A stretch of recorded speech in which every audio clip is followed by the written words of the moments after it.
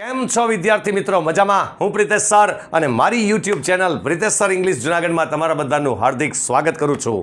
Pritesh sir's most important paper for standard 12 for 2027 ની જે series આપણે શરૂ કરી છે તેમાં પહેલું પેપર જે આપણે લઈ રહ્યા છીએ, રાઈટ, અને એમાં સેક્શન એ અને સેક્શન બી એ આપણે કમ્પ્લીટ કરી ચૂક્યા છીએ, રાઈટ, અને આજે આપણે સેક્શન સી એ ભણવાના છીએ. સેક્શન સીમાં 4 પ્રકારના પ્રશ્નો આવે છે, બરાબર, અને ભાઈ મેક્સિમમ બને એટલું મેક્સિમમ તમારા 12th સ્ટાન્ડર્ડના મિત્ર વર્તુળને શેર કરજો, રાઈટ, અને લાઈક કરજો, અને મારી ચેનલમાં પહેલી વખત હોય તો સબસ્ક્રાઈબ કરવાનું ભૂલતા નહીં. ઓકે, આવી રીતે આપણે 5 મહત્ત્વના પેપર આવશે 2027 માટેના મારા તરફથી. અનુભવ મોર દેન 20 years ઓફ સ્ટાન્ડર્ડ 12, અનુભવ મોર દેન 15,000 સ્ટુડન્ટ્સ ને ભણાવવાનો, બરાબર છે, એટલે એક્સપિરિયન્સથી આ બધા પેપર કાઢેલા છે, રાઈટ. બની શકે જોરદાર આઈએમપી પેપર હોય, બરાબર છે. હવે આપણે સેક્શન સીમાં પહેલાં આપણે પેરેગ્રાફ આવે છે એ છે લેપવિંગના કોમ્પ્રિહેન્શન પેરેગ્રાફ, એના 5 પ્રશ્નો આવે છે. પછી આવે છે લેપવિંગમાંથી જ સમરી રાઇટિંગ એટલે કે સારાંશ લેખન, એ પ્રશ્ન આવે છે, એટલે બીજો પ્રશ્ન આ હોય છે. ત્રીજો પ્રશ્ન અનસીન હોય છે, અનસીન ન્યૂઝ ક્લિપિંગ હોય છે, ન્યૂઝ ક્લિપિંગ, અને એ ન્યૂઝ ક્લિપિંગમાં 5 ક્વેશ્ચન હોય છે અને 5 ક્વેશ્ચનના આન્સર તમારે લખવાના હોય છે. અને લાસ્ટ હોય છે સ્ટાન્ઝાના ક્વેશ્ચન આન્સર એટલે કે પોએમના ક્વેશ્ચન આન્સર, બરાબર છે. એ 6 માર્કના હોય છે, 2 કાવ્ય અને 3 માર્કના ક્વેશ્ચનના આન્સર. હવે પહેલો પેરેગ્રાફ આપણે સ્ટાર્ટ કરીએ છીએ. જો સેક્શન સીમાં ફરી પાછું વાક્ય રચના મહત્વની, સેક્શન બીની જેમ જ જોરદાર આપણે વાક્ય રચનાઓ શીખી રહ્યા છીએ, બરાબર. The Tobors were strange beings, the Tobors were strange beings, આ 14મું લેસન છે, સિટી ઓફ ટોબર્સ, બરાબર છે, એમાંથી લીધેલો આ પેરેગ્રાફ છે. તેમાં પહેલો ક્વેશ્ચન છે the Tobors were strange being, એટલે એ પાઠનો પહેલો જ પેરેગ્રાફ છે, રાઈટ, અને ત્યાંથી લઈને most of them didn't care ત્યાં સુધીનો આ પેરેગ્રાફ છે, રાઈટ. અને એમાં 3 ક્વેશ્ચન આપણે આવે છે, 3 ક્વેશ્ચન. હુ વેર ટોબર્સ, હુ વેર ટોબર્સ, તો કે ધ ટોબર્સ વેર સ્ટ્રેન્જ બીંગ્સ, યાની ટોબર્સ કોણ હતા? જો આપણે રોબોટ્સ ને ટોબર્સ તરીકે હતા આ લેસનમાં, બરાબર છે, એ રીતે દર્શાવેલા. એટલે ધ ટોબર્સ વેર સ્ટ્રેન્જ બીંગ્સ, વિચિત્ર જીવ હતા. અને આમાં બીજો ક્વેશ્ચન છે how did they put up a huge city, વિશાળ શહેર તેઓએ કઈ રીતે પુટઅપ કર્યું એટલે બનાવ્યું, કઈ રીતે બનાવ્યું? તો જો ધે એટલે તેઓએ, બિલ્ટ પુટઅપ કયો કે બિલ્ડ કયો, a huge city during the 3rd world war and became the rulers, યાને 3જા વિશ્વયુદ્ધ દરમિયાન તેઓએ આ હ્યુજ સિટી બનાવ્યું અને રૂલર્સ શાસક બની ગયા, આવું આપણે કહેવાનું થાય, બરાબર છે. પછી what did Derp decide to do અને why, what did Derp decide to do, ડર્પે શું નક્કી કર્યું, શું કરવાનું નક્કી કર્યું ડર્પે? તો જો ડર્પ ડિસાઇડેડ ટુ બ્રેક ઇન્ટુ એટલે ઘૂસી જવું, પ્રવેશી જવું, ધ સેન્ટર, કારણ કે એ માનતું હતું ને કે આ ધ સેન્ટર નામની જગ્યા છે ને એ જ એની દુખતી નસ છે, બરાબર, એટલે ત્યાં ઘૂસી જઈએ એન્ડ ડિસ્ટ્રોય ધ ટોબર્સ, અને ટોબર્સ લોકોનો નાશ કરી નાખીએ. બીકોઝ કારણ કે હી બિલીવડ, કારણ કે એ માનતો હતો દેટ કે Tobors got their power from there, યાને આ ટોબર્સ લોકો છે એ એનું પાવર, એની જે શક્તિ છે એ ત્યાંથી મેળવે છે, રાઈટ, આ એ પોતે માનતો હતો. વોટ ડીડ ધ ડર્પ ડિસાઇડ, તો ડર્પ ડિસાઇડેડ, જો ડીડવાળો પ્રશ્ન છે એટલે ડિસાઇડનું ડિસાઇડેડ થયું, બરાબર. Describe the working conditions of the names, હવે નેમ્સ એટલે મેન્સ, બરાબર, આવી રીતે હતું, નામ એક્સચેન્જ થઈ ગયા હતા, રાઈટ, નામ આવી રીતે બોલવામાં મિક્સઅપ થઈ ગયા હતા, બરાબર છે, એટલે કે નેમ્સ ઈ મેન્સ અને ટોબર્સ ઈ રોબર્ટ્સ, આવી રીતે હતા. તો describe the working conditions of the names, આ પાઠ મારી યુટ્યુબ ચેનલમાં છે, city of Tobors most important part છે, city of Tobors most important છે.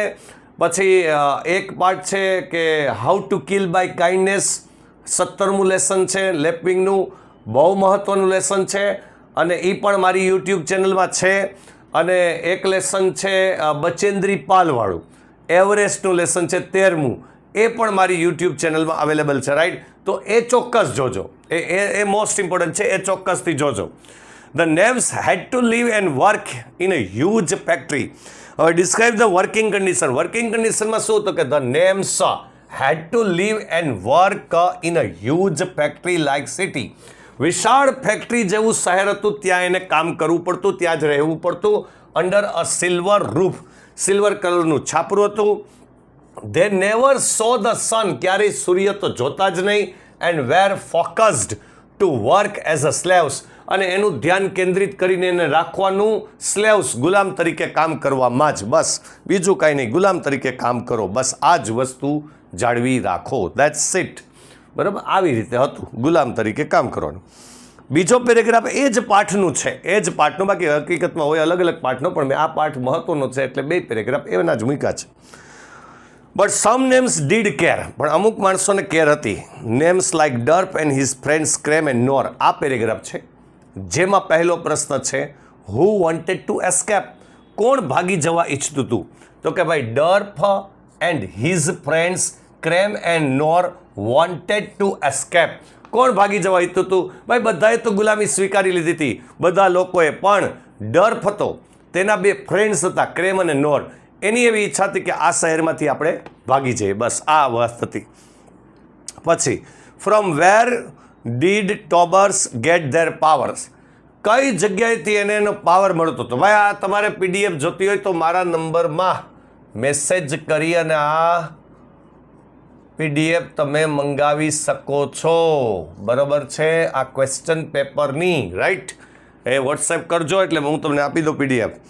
From where Tobors got their powers. ક્યાંથી ટોબર્સને પાવર્સ મળતા હતા? ભાઈ કીધું તો ખરી આની પહેલાં કે the Tobors got their power from the centre. સેન્ટરમાંથી એને આ પાવર્સ મળતા હતા. ઓકે, આ પાઠ થયો. હવે read the following passage and write its summary and suggest a suitable title to it. પહેલાં સમરી બનાવવાની, એટલે કે 1/3 ભાગ બનાવવાનો, અને પછી સજેસ્ટ કરવાનું કે સુટેબલ ટાઇટલ તમે સજેસ્ટ કરો. પેરેગ્રાફ કયો છે? હમણાં હું બોલ્યો જ તો how to kill by kindness. એનો પેરેગ્રાફ છે. એનો પેરેગ્રાફ છે પાઠનો. There was a farmer once. એક વખત એક ખેડૂત હતા. આ 17મું લેસન છે, મારી યુટ્યુબ ચેનલમાં અવેલેબલ છે, લેપવિંગનું 17મું lesson. There was a farmer once. એક વખત એક ખેડૂત હતા. Who was cross and surly. 1/3 ભાગ બનાવવાનો, ત્રીજો ભાગ. આપણે સારાંશ લેખન કે સંક્ષેપીકરણ કે, રાઈટ? આ રીતે. There was a farmer once. એક વખત એક ખેડૂત હતા. Who was cross and surly. Cross and surly એટલે તોછડો ખેડૂત, ઉદ્ધતાઈ ભરેલ, અને વેરી ડિસએગ્રીએબલ મેન, અને ખૂબ જ અસહમત વ્યક્તિ. એવરીવન હુ ન્યૂ હિમ ડિસલાઇક્ડ હિમ. હર એક વ્યક્તિ જેને ઓળખતા ને એ એને નાપસંદ કરતા. He was sure to make the most of whatever went wrong about him. જો એના વિશે કાંઈ પણ ખોટું થાય, કાંઈક એના વિશે બોલાય, કાંઈક ખોટું થાય, એના વિશે કાંઈક તમારાથી થાય ખોટું, તો મેક ધ મોસ્ટ ઓફ, એનો શ્રેષ્ઠ ફાયદો, લાભ ઉઠાવે અને એ ઝઘડો કરે જ. એન્ડ ધ પુઅર ઓફેન્ડર, અને લાચાર ગુનેગાર જેના વિશે બોલવાનો ગુનો કરી ગયો હોય, always met with severe punishment. હંમેશા એને ગંભીર સજા મળે.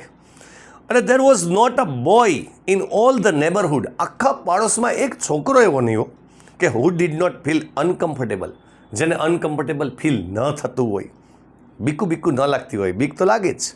As he passed his gate, જેમ તે તેના દરવાજાની બાજુમાંથી પસાર થતા. એન્ડ ધ પુઅર ડોગ, અને લાચાર ડોગ શેરીનો, who barked at his geese. Geese એટલે બતકો. જો એના બતકો ઉપર ભસે. Or the neighbour's rooster that crowed on his wall. અથવા પાડોશીનો કુકડો જો એના દિવાલ ઉપર ચડીને જો કુકડે કૂ કરે, તો was speedily visited either with the lash of his whip. તરત જ એને કાં તો ચાબુકનો ફટકાર મળે, અને કાં પછી શોટ ફ્રોમ હિઝ ગન, બંદૂકમાંથી ગોળી મળે.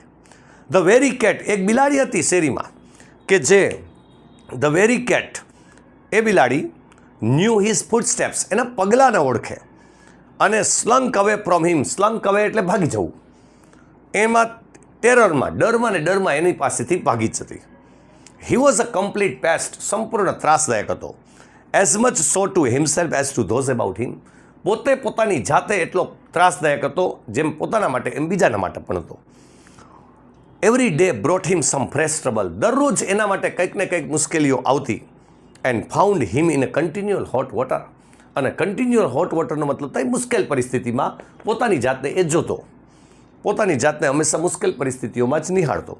અને ઇન્ડીડ ખરેખર his very life was made up of broils. Made up of broils એટલે full of tension, full of problems.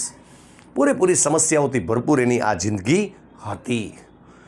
આ સમરી બનાવવાની છે. હવે મુખ્ય મુખ્ય અંશો લઈ અને આપણે સમરી બનાવીએ. જો આ જે મેં પેરેગ્રાફ વાંચ્યો છે એમાં મુખ્ય મુખ્ય અંશો શું, તો આમાં ફાર્મરની વાત છે કે a farmer was very rude and અનફ્રેન્ડલી.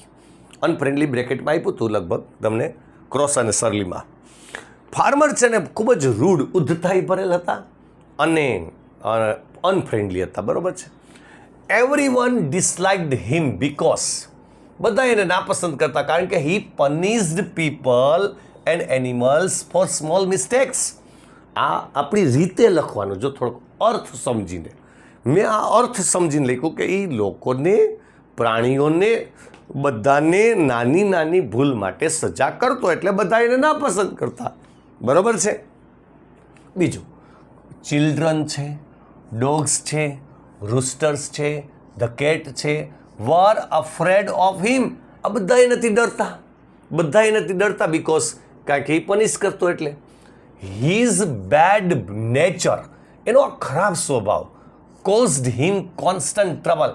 એના ખરાબ સ્વભાવને કારણે હંમેશા કોન્સ્ટન્ટ ટ્રબલ, સતત મુશ્કેલીમાં એ ભાઈ રહેતો. એની જિંદગીમાં સતત રોજે રોજ કંઈક ને કંઈક નવી નવી મુશ્કેલીઓ આવતી. And his very life full of tension. અને આ એની જિંદગી એ પૂરેપૂરા ટેન્શનથી ભરપૂર હતી. મેડઅપ ઓફ બ્રોઇલ્સ, પૂરેપૂરી સમસ્યાઓથી ભરપૂર હતી. હવે જો આ મુખ્ય મુખ્ય અંશો છે, મેં લખ્યા છે એ જ વાક્યો લખવા, એ જ વાક્ય રચનાઓથી લખવું એવું જરૂરી નથી, પણ મુખ્ય મુખ્ય અંશોને તમે તમારી રીતે પણ લખી શકો છો. બરાબર. મુખ્ય મુખ્ય બાબતો, મુખ્ય મુખ્ય અંશોને તમે તમારી રીતે લખી અને ટૂંકમાં લખવાનું છે. 4-5 લીટી લખી નાખો એટલે ચાલશે.